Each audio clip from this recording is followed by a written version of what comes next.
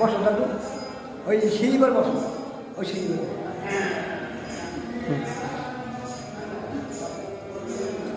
আমার এই ভক্তের কাছে আমি পাতালপুরীর কাহিনী এটা তুলিয়ে ধরছি। আমার নাম নিত্য বড়ই, আমাদের বাড়ি এই কদম বাড়ি দিঘির পার, জয় শ্রীরাম। এটা হচ্ছে চিন্তা যুগে পাতালপুরীর কাহিনী। রাবণের ছেলে মহিরাবণের, মহিরাবণ রাম লক্ষ্মণ অধিকারী শুয়েছে পাতালপুরী। মা ভরে বলি দেবে, আর মহিরাবণ মায়ের সাধনা করেছে পাতালপুরী। মায় বলছে, মহিরাবণ আমার মুক্তি হবে কবে বাবা? তোমার মুক্তি কবে হবে জানো মা?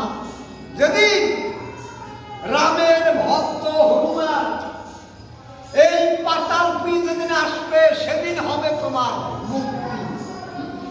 আর ওই রাজা বাড়ির দুই ফুল বাইরে ওরা দুটা জল মোড়াইয়া কলসে আস্তে আস্তে হাঁটে আর বলা বলি করে, দিদি রে দুটি যুবক ছেলে, একটি ছেলে বহু বর্ণ আর তার ছেলে কালো। তখন পাতালপুরী নিয়ে কারাগার অন্ধকারে বুকের পার পাশান চাবাত হইতে দিদি তখন দুই দিন জুটিতে হইয়াছে। এটা বলা বলি করে বুঝি বলে হনুমান বসে, হনুমান কেন পাইতে শোনে ওরা কি কয়। ওই দিকে ধুলিকা বুড়ি রাজা বাড়ির তাই বুড়ি, ওই বুড়ি ঘুরলে দিয়া ও কয়, এ তোরা কি কবি করছস? আমি রাজার কাছে বলে দেব। ওরা তাকে বলে, মা আমরা কিছু বলি নাই, আমরা চলে যাই। ওরা যাই সইয়া গেছে। হনুমান ওই বুড়ি ধরছে, বুড়িটাকে বুড়ি তো তো সারা পাবে না কেন? আমার এই গোপন কথা আরো গোপন তন্ত্র কথা আমি আরো শুনতে পারতাম, ও তোর কারণে আমি শুনতে পারি না। হলুর ন্যাস বুড়ির গলায় প্যাঁচ দিয়ে ওই পহলিকা সুগা আর উঠায়।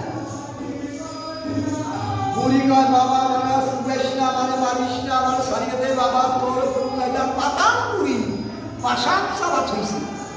হনুমান বুড়িয়ে সাইডাইছে পাতালপুরী, দেখো বুঝের মুখে বার পাশান, পাশান দেখে ওরা পাশান এখন আমার বুঝতে পারে নেবাদা বলছে পাশানে কথাই হচ্ছে রাধারা দেশ পালন করতে হবে।